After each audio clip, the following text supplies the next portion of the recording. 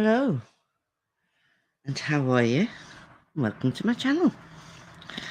Um, sounded really posh then, didn't I? That's me. No, Shaz, I really don't like pickles. I mean, it was a strange thing, but but no. But I do think you should do the peanut butter and pickle challenge. Me? No, the peanut butter would kill me.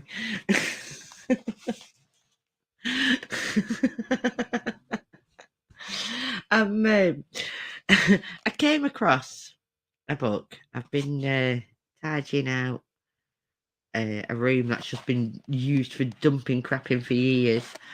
And I came across one of our Chloe's old books, believe it or not. That's my daughter. My daughter, like myself, we're all big readers. And I actually found one of her books, and it's called An Apple a Day, Old-Fashioned Proverbs and Why They Still Work. So I thought I'd read a few out for a laugh. Just randomly going to pick them out of the book. I mean, I think she got this book when she was about 10, and it's a big hardback book as well. She was always an overachiever, that child. Who could have dare? Yeah, don't dare me. I swear to God, I've been cleaning out this room for days, and bags full of books. Because like we all just love reading, all of us. I mean, I'm more of an EPUB kind of girl now, but and I have Kindle Unlimited as well, so you know. But yeah, I mean, I can read me for like 6 hours a day, which considering I'm dyslexic, don't get me very far. I am dyslexic, but yeah, I'm a hoarder too. I've not chucked the books, but there was old toys there from like 10 years ago. In fact, I'll tell you what I chucked out. One of the things I chucked out. Can you remember the guitars for the PlayStation game? And you had the guitars that you had to do. I've chucked them out. I've chucked out full like headgear. One was a Dalek head, and you spoke, and it made the Dalek thing. One was a cyborg head. Our Chloe was a right nerd and geek when she was younger, and she loved Doctor Who. So there's some things I've been throwing out like that. Old DVD players. Oh, you name it. I've been liking it. Yeah, Guitar Hero. All right, yeah. She loved it. She did. um Everything I get into, I have to collect every item. Our Chloe did. She had books of Doctor Who cards and TARDISes, and oh, she was absolutely crazy about Doctor Who. And I mean, it's not really a girl thing, but she loved it. But I'll tell you what made me laugh. She always watched it, and when the woman doctor, when they made a woman the doctor, she didn't watch it then. She said, "I'm not watching it. It's not, it's not Doctor Who now." Yeah, no, they're all gone, gone. They're at the tip already, and may God see them on the way. Oh, pop. Right, so I don't know what ones I'm going to do in this book. I don't know. Let's have a look. Oh, you can't have your cake and eat it too. Well, I'd like to see somebody stopping me eating the cake if they had it. Yeah, I love Doctor Who watching it, but our Chloe was totally obsessed with Doctor Who. Not even just a little bit. She was totally and utterly obsessed with it. She knew them all. I mean, you could literally turn around to her and say, "Who was the third Doctor?" straight away off her head like that, and then she'd give you stats and oh. And I mean, she was a kid, you know, like 12, 13. She was a kid, and she was like, bang, bang, bang. All right, let's have a look at this one. Of all the proverbs in this book, this is probably the one that brings the most pendants out of the woodwork. There are those who maintain that, of course, once you have eaten your cake, you don't still have it. You've eaten it, right? Others, that you can't possibly eat cake unless you have it in the first place. There are those who say that you could start with a big cake and eat a bit of it and still have quite a lot left. Or that you could eat a bit of someone else's cake. Yes, that sounds good. Or that, that if you have cake, obviously you are going to eat it, otherwise it goes stale. So why don't we just forget about the cake analogy and settle for you can't have it both ways? You can't worship God and Mammon, or quote publicly and then object to the paparazzi following you about, or watch episode after episode of the same afternoon soap and complain that you're bored. Well, yeah, all right. But you can do it. You see, this is the thing, you can do it. Whether you're right to do it or not, that's a different thing, isn't it? But you can complain that you're bored after watching the same thing, or you can have your cake, eat it till you feel like you're sick, and then complain that you ate too much cake. Doesn't make it right.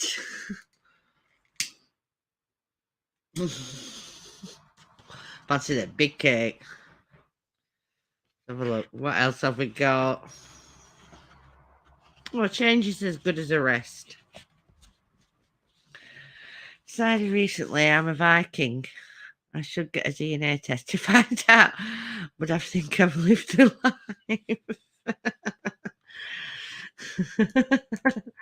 Hang on.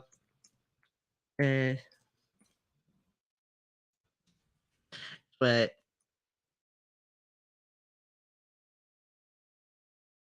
Hold on. There you go. What's an anagram of my surname?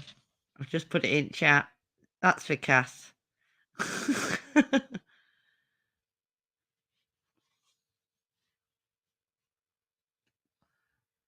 You see, I really am one.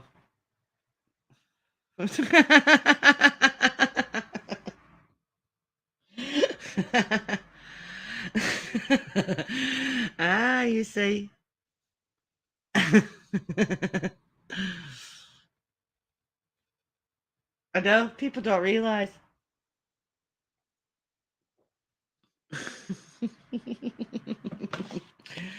All right, change is as good as a rest. All right.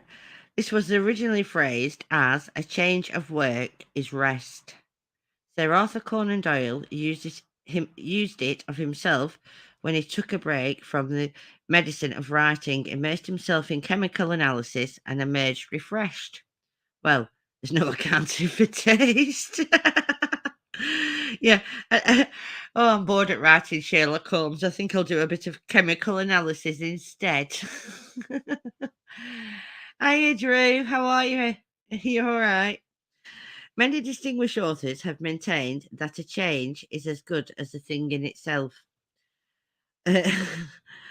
Voltaire wrote that if we do not find anything pleasant, at least we shall find something new. Washington Irvine remarked rather wearily that there is a certain relief in change, even though it be from bad to worse. It is often a comfort to shift one's position and be bruised in a new place. And Ralph Waldo Immersion took the same view, though perhaps from a loftier position. With consistency, a great soul has simply nothing to do. All very well, gentlemen, but what about when you're on a horse in midstream? Not so cocky then, are you? No, I don't suppose you are.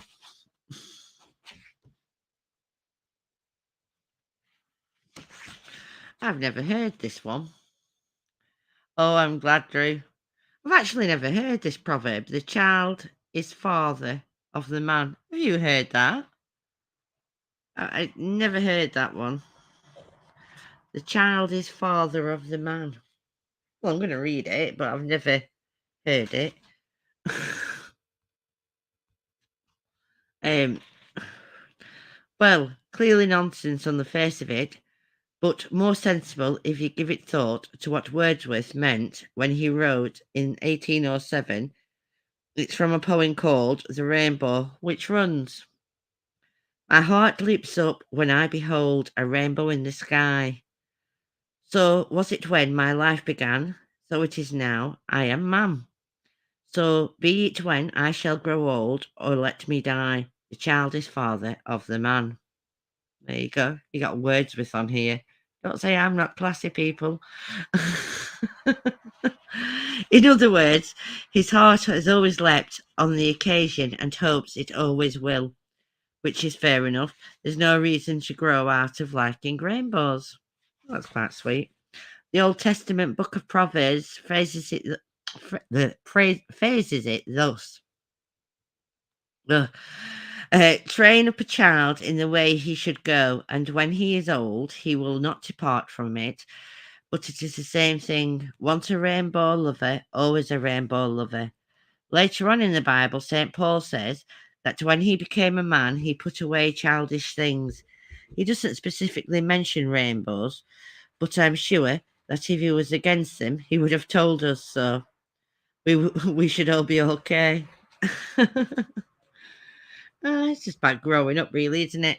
Changing your views, I suppose. This next one, my dad's favourite one.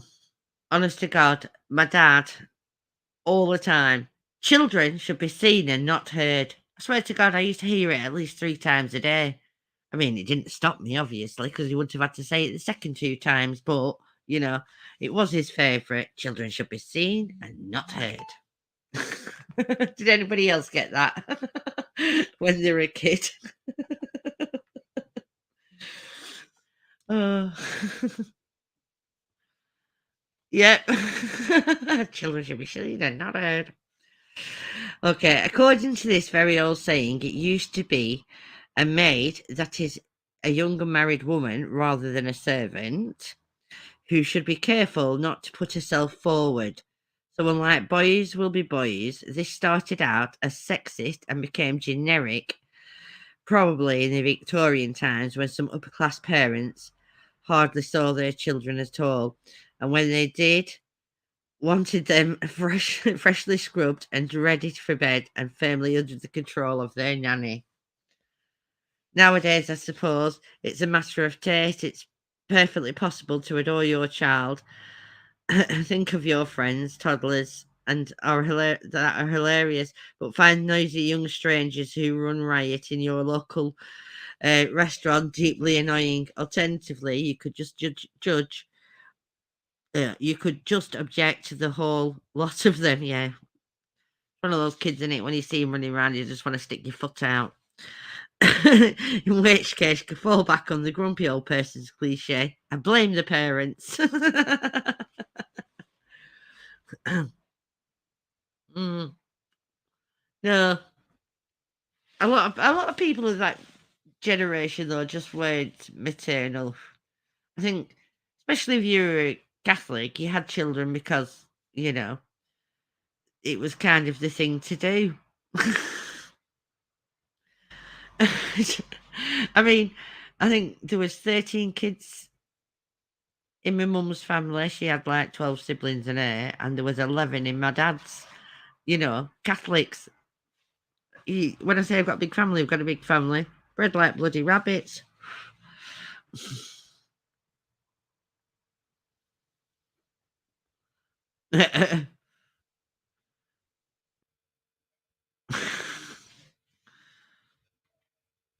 Was from from hell. My middle one's from hell. All right, cleanliness is next to godliness. Oh God, I heard this a few times too. Tell you what, I used to hear as well. I mean, it's not going to be in this book. I don't even know whether it was a Lancashire saying. You've got spuds in your ear. You're growing spuds. If you didn't clean your ears, you've got spuds in your ears. All right. In the earliest forms of this proverb, next to did not mean equal to, but rather than in the next line. Francis Bacon, the 17th century English statesman and philosopher, wholeheartedly agreed. Cleanliness of the body was ever, hang on, turn the page, See, this is how natural it is here. I'm reading this out of a book. Cleanliness of the body was ever esteemed to proceed from due reverence to God. In other words, the demise to maintain good personal hygiene was the natural outcome of being a good Christian. I don't know why, but I'll read on and maybe we'll find out you have to be clean to be Christian or a good Christian. If you were brought up on the cartoon strip Peanuts, you will probably remember the enduringly filthy character of Pigpen. Yeah, who once remarked that for him cleanliness was next to impossible. Nowadays, when it's no great challenge to most of us to have a shower every day, there is probably a middle ground to be found between holy as thou, tone of the proverb, and the clouds of dirt that followed Pigpen around.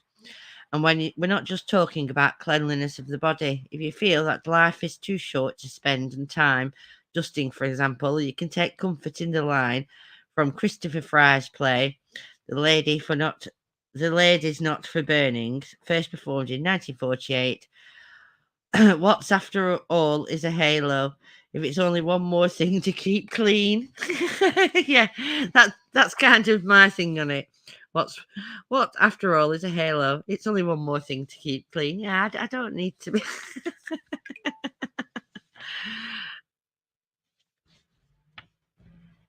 Oh, that's nice, Cass.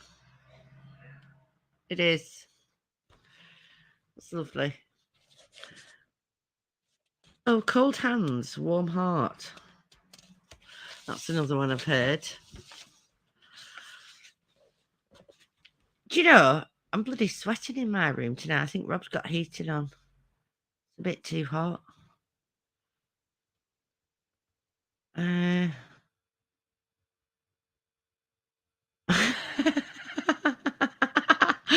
I'm sorry. My brother's just sang a show. Yeah, my brother's just sent me a picture. Let me see if I can share it. Share. Hold on. 3 yards. Share. Share screen. Share. Opera tab. Facebook. Let's see if you can see this. If it comes up. Ah, there you go. Just read that. It just made me laugh so much. Yeah, my halo's around my ankle. It fell a long time ago. Just so my halo, I trip over it every day.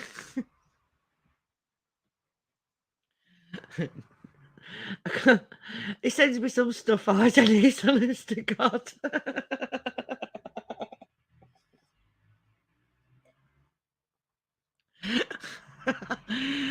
It just made me chuckle.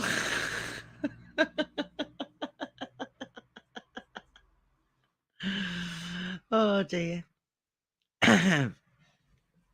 All right. Let's read Cold Hands, Warm Heart. Maybe look like that. Cold hands, poor blood circulation, actually. You may be suffering from Raynaud's disease, which means that small blood vessels that should let blood into your hands and keep them warm go into spasm and constrict. In severe cases, you can have an unpleasant surrounding surgery, or there is treatment called thermal biofeedback, though which you train your body to do vasodilate. Or you may prefer just to keep your hands in gloves. The expression occurs in a collection of proverbs dated back to 1903 and in a play by J.M. Barrie, the creator of Peter Pan, in 1927, where it is referred to as an established saying, Where it came from in the first place is anyone's guess, and there seems to be no medical evidence to support it.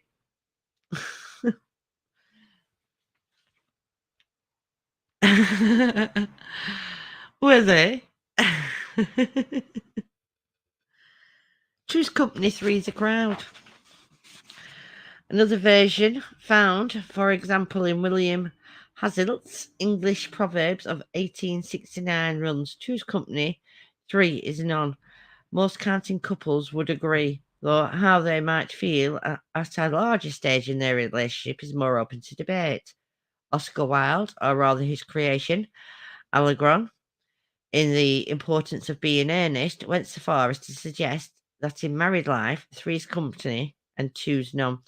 But in Allegro also says relations are simply a tedious pack of people who haven't got the remotest knowledge of how to live, nor the smallest instinct about when to die. And the amount of women in London who flirt with their own husbands is perfectly scandalous. It looks so bad. We may not be intended to take his views on life completely seriously.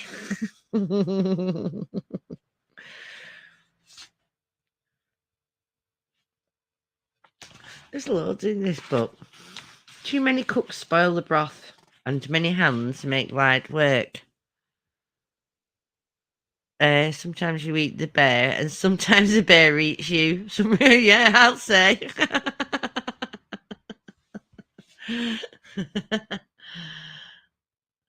Yeah, that's true.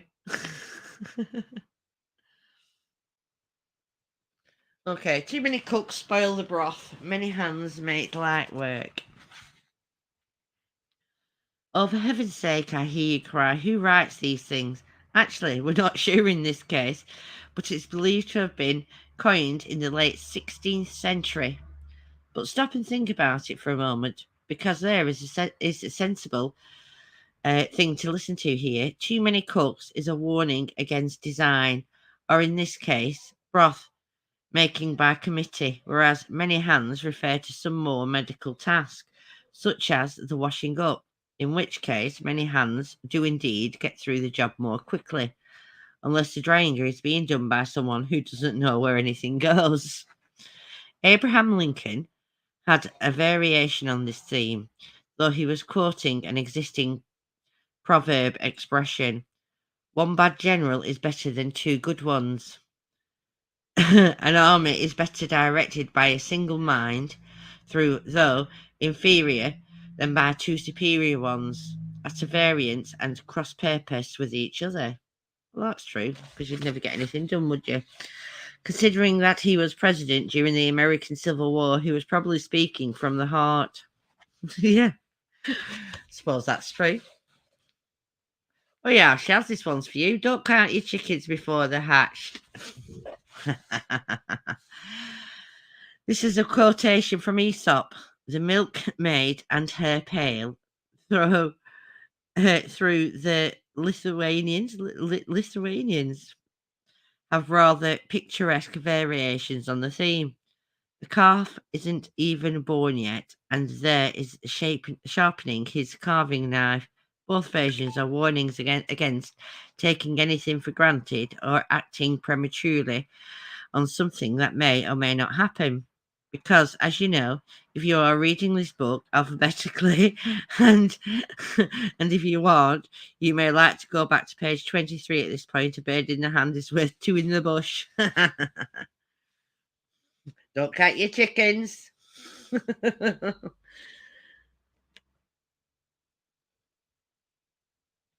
All right. I don't think I've heard this one either. In the country of the blind, the one-eyed man is king. Have you heard of that one? Tart temper never mellows with age. Let's have a look. A tart temper never mellows with age, and a sharp tongue is the only edged tool that grows keener with constant use. That's very true. Have you ever heard of this one? In the country of the blind, the one-eyed man is king.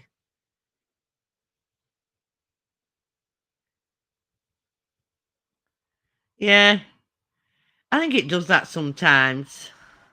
Um, Let me have a look. I'll refresh the page and see if it's still doing it. Yeah. Yeah, I think it's just YouTube. You can never gets out right. All right.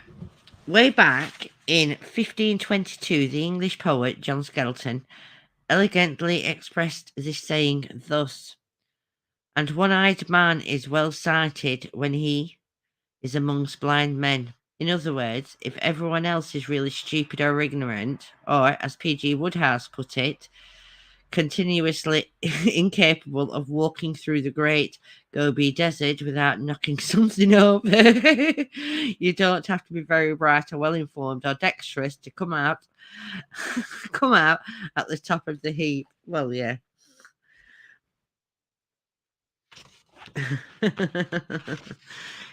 Yeah, if everybody's blind and you've got one eye, well, yeah, you're on the top of the heap, aren't you?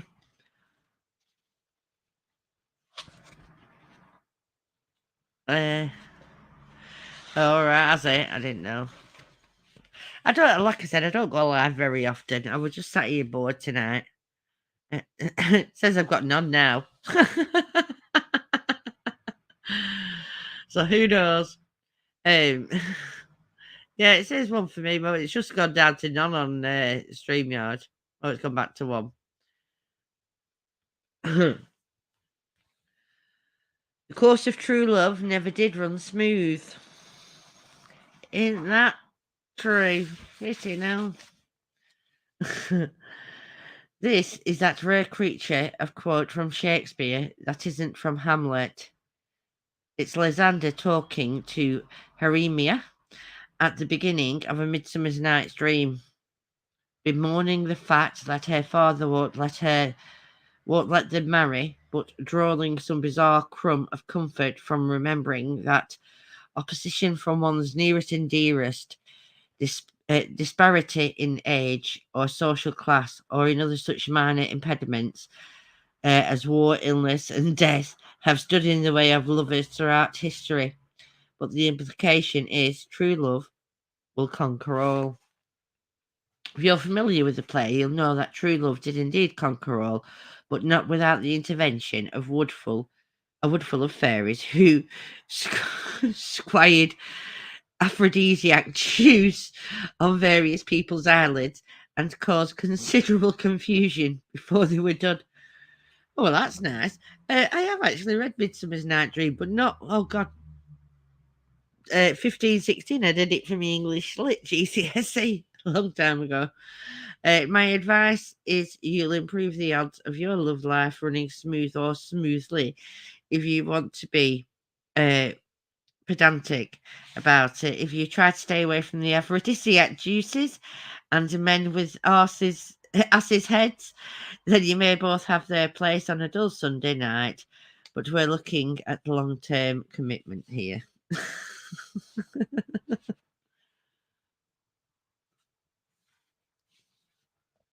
Don't cross your bridges before you come to them. Well, I don't know how you could, but you know.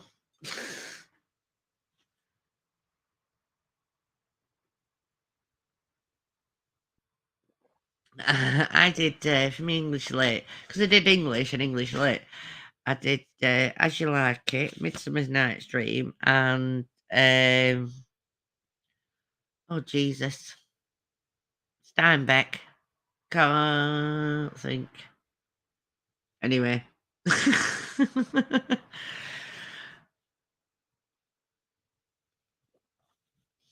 Can't think what it were.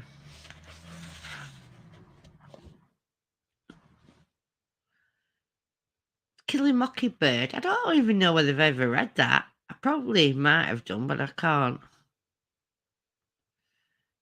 We're always regretting the past or laughing from a distance. Yeah. Ain't that the truth, Drew?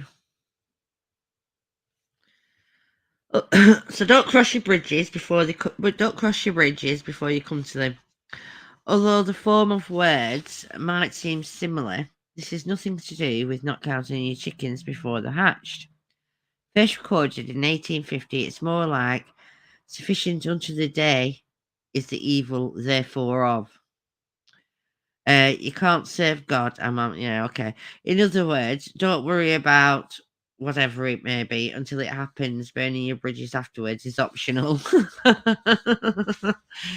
Yeah, if you don't like it, then you can raise hell. Do you know, it's just like depressing when you think back now because it's like 35 years ago. So, yeah, put your horse in front of a car. That's what we have here. Yeah, it's one we have here, that as well. Look. Oh, you've got to be cruel to be kind. In 1979, a singer called Nick Law had a minor hit with a song called Cruel to be Kind.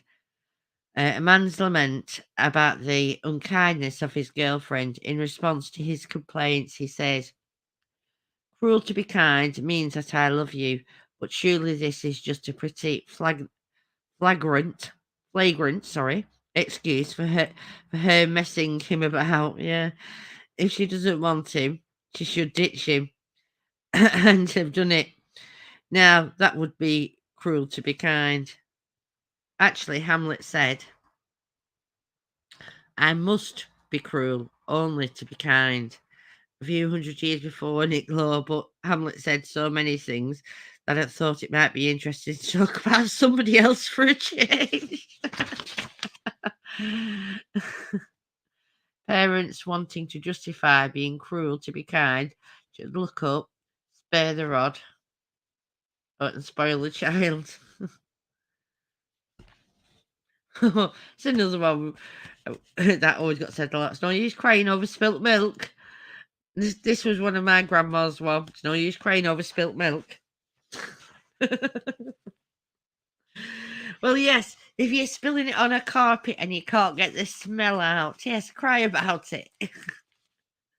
There's nothing worse than spilling milk because it stinks. I've cried about it. I'm not going to lie. Because crying won't put it back in the bottle nor make the floor any less sticky if you don't wipe it up properly. Confucius phrases it. Things that are done, it is needless. Things that are done, it is needless to speak about. Things that are past, it is needless to blame. And so often he is quite right. If you aren't as nice as a person as Confucius, however, check out Revenge is a Dish Best Served Cold.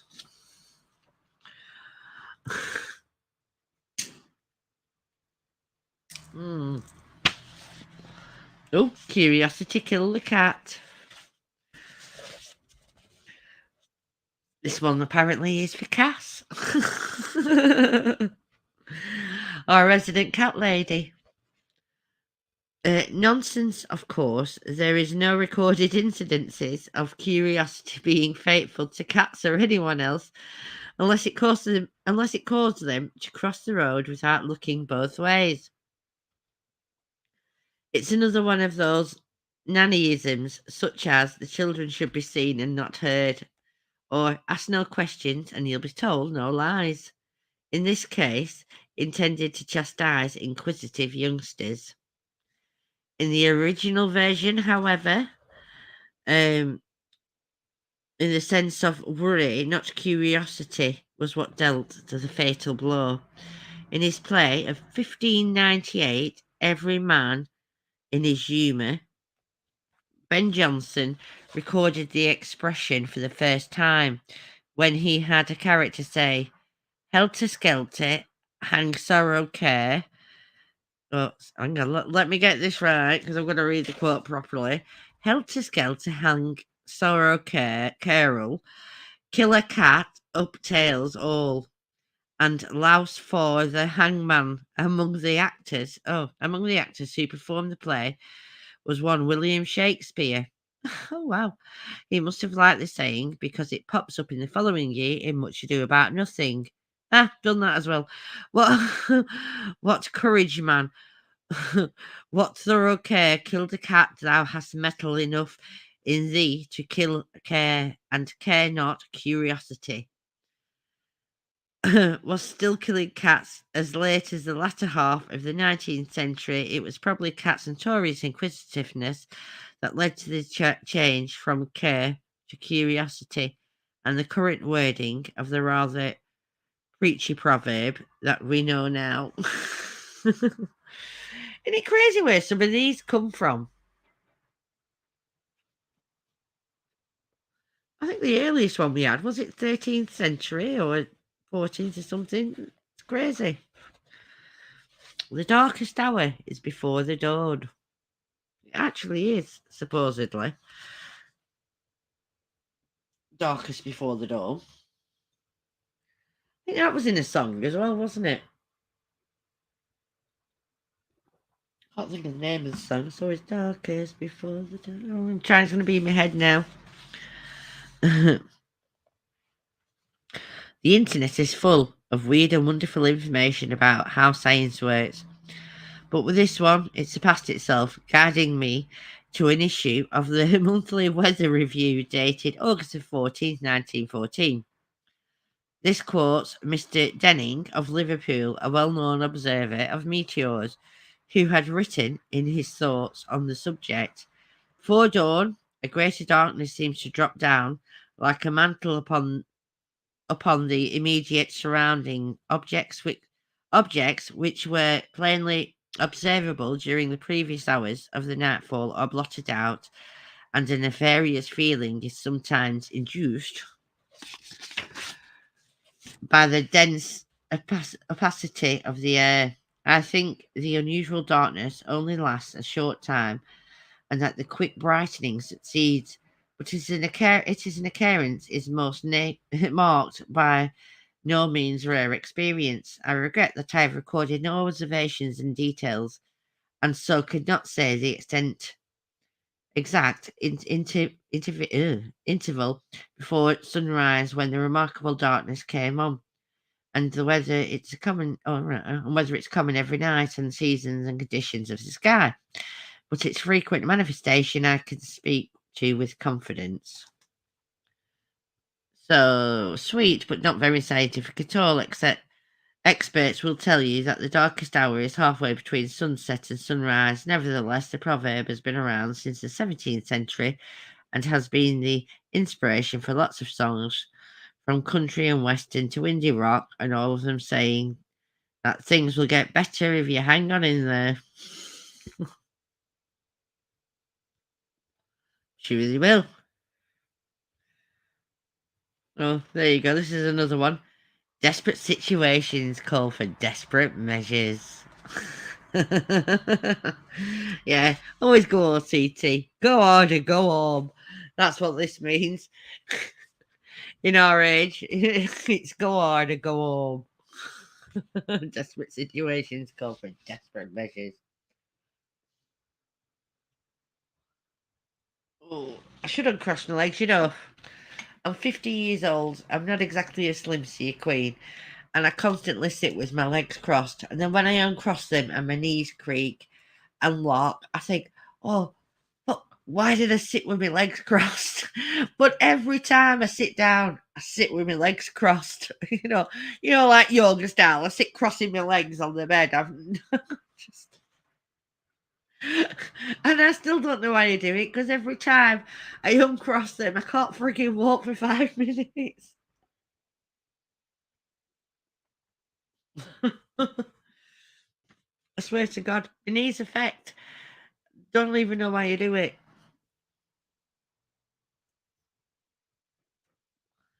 I'm just having a read of this. All right. So, desperate situations call for desperate measures. This originally had a medical connotation. You'll still sometimes hear the variant desperate remedies. And guess what? In the guise, it crops up in Hamlet. Oh, right, okay. Claudius, the usurping king, is justifying to himself nobody else would be fooled for a minute his plan to exile Hamlet. Diseases despite grown by desperate appliance are relieved or not at all. In other words, Hamlet is becoming a problem, so let's send him away and make him make him murdered. What do you reckon? A man's got to do what a man's got to do, etc. Needs must when needs must when the devil drives. uh, yeah, it's true. I do it all the time. Actually, because I've like got sciatica at the minute, it actually eases my back, believe it or not. If I sit like this, it affects my legs up, but it eases my back because I can push my muscles. You know, like I can sit here and like tense my muscles. He who is the uppermost round of a ladder has most to suffer from the fall. Oh yeah. While he who is at the bottom runs the risk of breaking his neck by tumbling to the top of the ladder.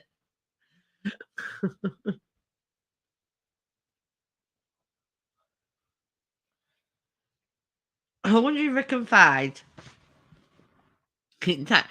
uh,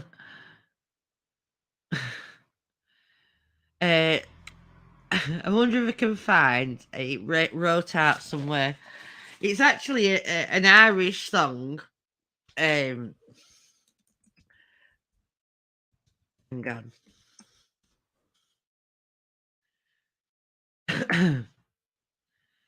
Uh, uh, uh, uh, uh.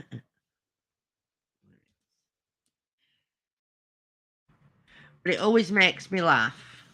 Right. So let's. It's actually a song, but I'll read it. Um, this is gonna be quite long because it's a song, and in with the lad. Andrew just putting that up about the lad. It just reminded me of this song, and it's called The Sick Note, and it's a fella writing to his boss about why he's not going to be at work, right? So he sent in a sick note to say why he's not going to be at work. So he put, "Dear sir, I write this note to tell you of my plight, and at the time of writing it, I'm not a pretty sight. My body is all black and blue, my face a deathly grey, and I write this note to say why Paddy is not at work today. While working on the 14th floor, some bricks I had to clear. Now, to throw them down from such a height, it wasn't a good idea. The foreman wasn't very pleased, he being an awkward sod. He said I'd have to cart them down the ladders in me hod. Now, clearing all these bricks by hand, it was so very slow. So I hoisted up a barrel and secured a rope below. But in my haste to do the job, I was too blind to see that a barrel full of building bricks, well, it was heavier than me. So when I untied the rope, the barrel fell like lead, and clinging tightly to the rope, I started up instead. Well, I shot up like a rocket, and my dismay, I found that halfway up, I met the bloody barrel coming down. Well, the barrel broke my shoulder. As to the ground, it sped, and when I reached the top, I banged the pulley with my head. Well, I clung on tight, though, though numbed and shocked from this almighty blow, and the barrel spilled out half the bricks, 14 floors below. Now, when these bricks had fallen from the barrel to the floor, I then outweighed the barrel, so I started down once more. Still clinging tightly to the rope, I sped towards the ground, and I landed on the broken bricks that had scattered all around. Well, I lay there groaning on the ground. I thought the worst had passed, when the barrel hit the pulley wheel and the bottom of it burst. Well, a shower of bricks rained down on me, and I didn't have a hope as I lay there moaning on the ground to let go of the bloody rope. Hang on, I need to find the rest of it because it's not showing it. Right, hold on. Yeah. Right, okay. When the barrel hit the pulley wheel and the bottom of it burst, well, a shower of bricks rained down on me, and I hadn't got a hope as I lay there moaning on the ground like the barrel being heavier. It started down once more and landed right across me as I lay upon the floor. Well, it broke 3 ribs and my left arm, and I can only say, and I hope you understand why Paddy's not at work today. He didn't have a good day at work, did he? Could you imagine that? Writing that to your boss? Well, I really fucked up at work because, I was being lazy, so I thought I'd eye him all down in a barrel. Didn't realise that it was going to be heavier than me. It always makes me laugh. Best sick note ever. Yeah, that's right, Cass. Isn't it? It's like, do your fucking job properly. Don't be fucking lazy. Oh dear. It always makes me laugh every time I read it or hear the song. It always makes me laugh my head off. Oh, the devil finds work for idle hands. I know some obscure shit, me, don't I? Honest to God. I do. Oh, stretching my legs out. Like, before the internet became like so widely used, like in the late 1990s or early 2000s, our Dennis would be at pub quizzes and he'd phone me up and he'd go, Mary Lou, what's such and such a thing? Because I literally store shit. Yeah, he does. The devil finds work for idle hands. The Welsh say the seed of evil is laziness. The Italians, an idle man is the devil's bolster. And the Germans, the devil dances in an empty pocket.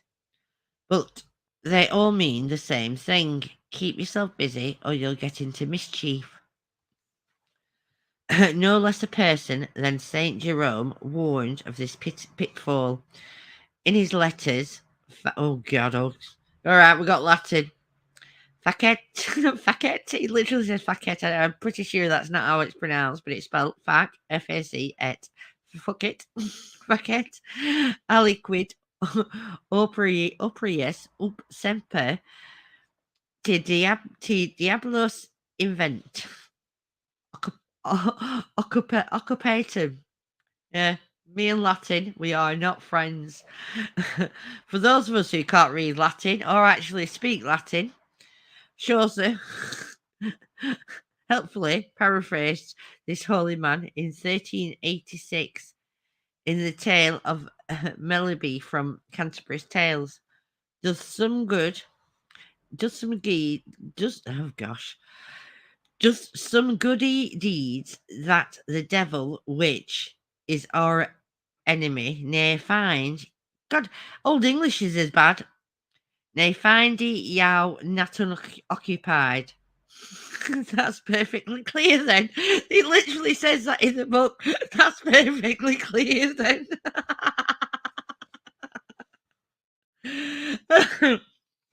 The devil features in a lot of proverbs in addition to the ones listed in this book. Better the devil you know, better the devil you don't. Well, yeah, it wasn't all that clear, was it?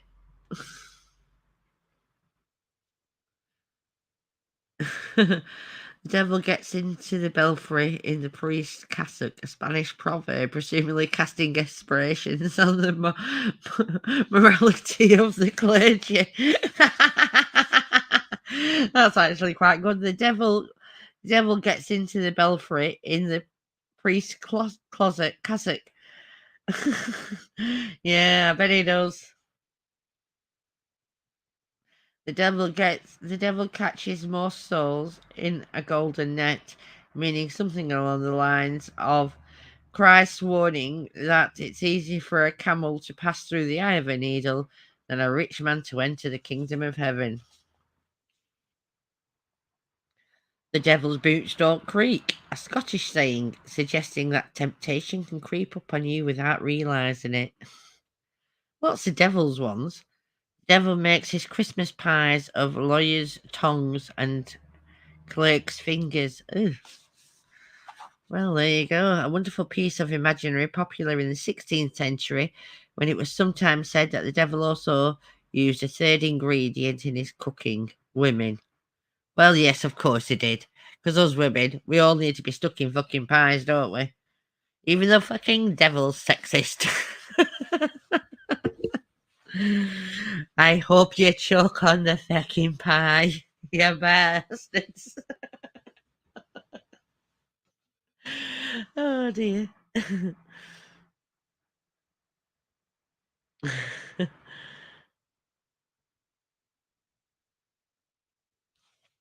Discretion is the better part of valor.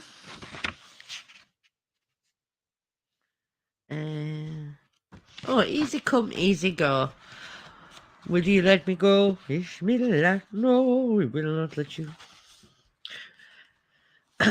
Usually said about money and accompanied by a shrug of the shoulders, no doubt. A Gaelic shrug is the case of the early 15th century version of the saying, which translates as soon acquired, soon spent. Whether you're talking about money or some other substance or indeed a person, the message here is whatever arrives in your life easily and without much effort is unlikely to have staying power and will disappear as easily as it came. Elvis Presley made a film called Easy Come, Easy Go about a frogman salvaging a treasure from a wreck off the coast of California. Hawaii's film guide dismisses it as an empty-headed star vehicle. Elvis greeted this with his own hip swiveling take on the Gaelic shrug.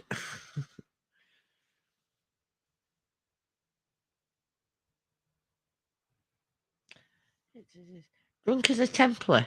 I don't think I've heard that term. Drunk as a templar.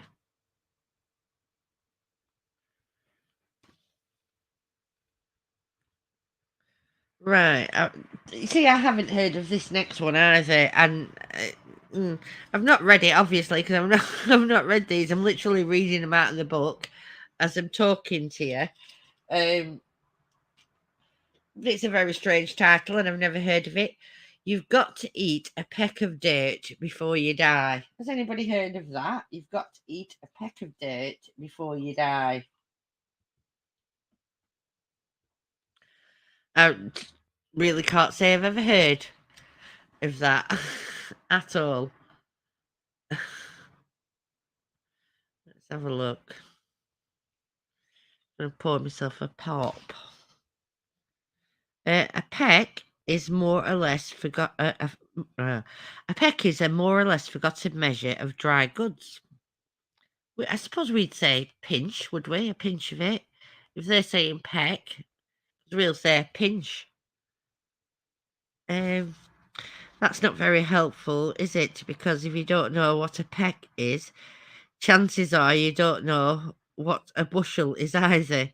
A peck is about 16 pints or just over 9 litres. That's a lot of dirt. Wow. Yeah, all right. Taken literally, the proverb is intended to console you on perhaps finding a speck of dust in your tea or a smidgen of soil on your salad. Never mind, it says it won't kill you. In fact, it'll probably do wonders for your immune system. Of course, you might feel differently if you found a whole peck of dirt on a single plate. Yeah, how much were it?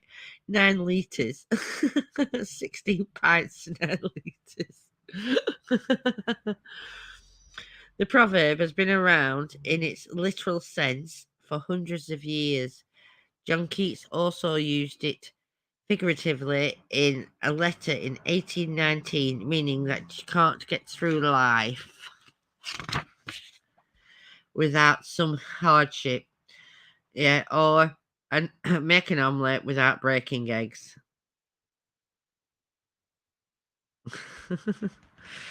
Yeah.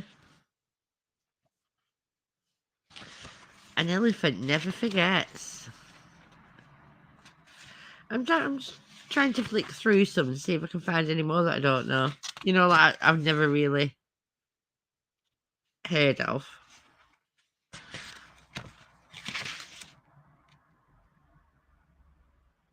Uh, Filling enough dirt and some will. Oh, filling enough dirt. So yeah, know that one. Familiarity breeds contempt. Yeah. Uh, Only fools and horses work. I've heard, obviously, only fools and horses. um, if you're smart, this rather word-weary proverb says you'll find ways of bringing in the money without resorting to a hard graft. Nigel Reed's collection of homely sayings, all gong and no dinner, gives an even more sardonic alternative. Only fools and horses work, and horses turn their back on it. Reese also suggests that the saying makes more sense if it's expanded to only fools and horses work for nothing. Nowadays, some might maintain that with our pensions and savings vanishing into thin air, we've been doing that anyway. Only Fools and Horses. That's going to be one of my favourite TV shows ever. Gotta love Rodney and Delboy. And the best one was we're at a Christmas one. We're at a special where they did the Batman, dressed up as Batman and Robin, and saved the counsellor from the mugging.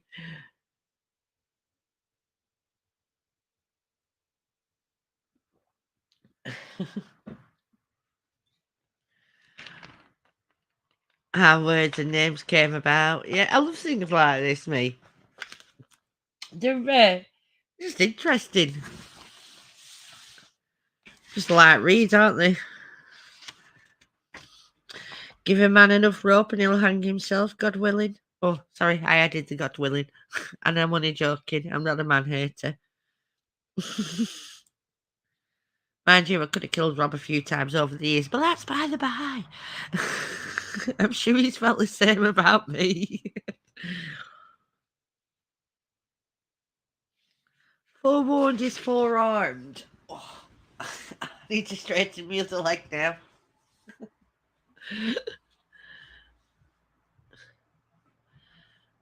Oh. Meaning that if you know something is coming, you can prepare for it. This saying has been around since at least the 16th century. Even earlier, the Romans always a rich source of wise souls provided their own take on the idea. And then there's Latin, which I'm not doing. This is the reason they'll tell you at the beginning of the year that you have exams at the end of it, just in case you feel like, just in case you feel like doing any work for them. Married man with his wife hanging on his arm. Hold on. Hanging on his arm always reminds me of Chamber Candlestick. That's very good, that. Uh,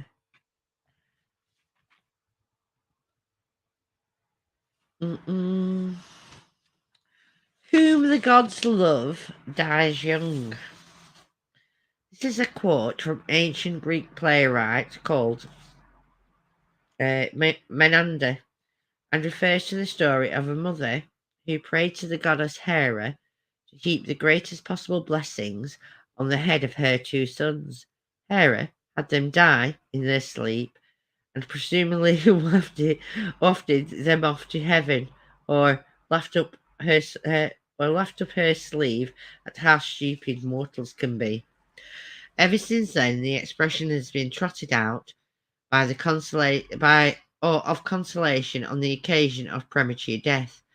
But when you consider that Bonnie and Clyde, who were really quite bad people, were both dead by the time they were 25, while James Stewart lived to be 89, and the gods loved him surely, everyone else did, you might conclude that over the centuries we have accorded proverbial status to pretty meaningless generalizations.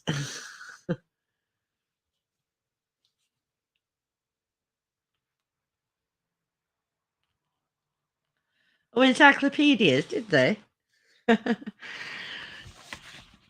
He who hesitates is lost. Better safe than sorry. Oh God, have I done an hour? Wow, I only tend to do an hour. I'll read this one and then we'll have a chat and then I'll go. Look before you leap, strike while the iron's hot, to risk it or to do a risk assessment first. This is the area which people who wrote Proverbs seem to have had the most differences of opinion, and having ended up copying out somewhat, leaving you to make up your own mind.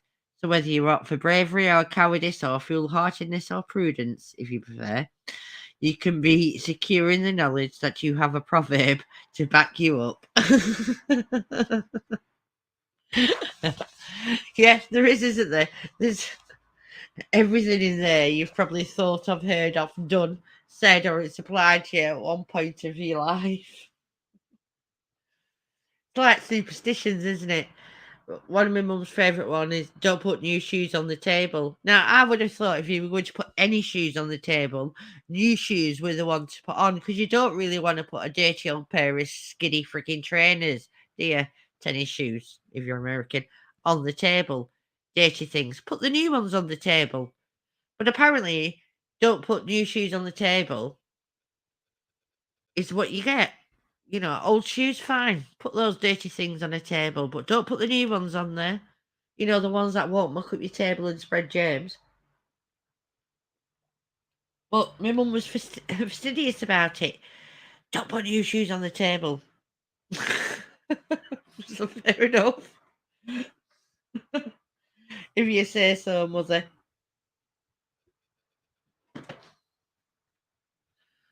But that's weird, aren't they?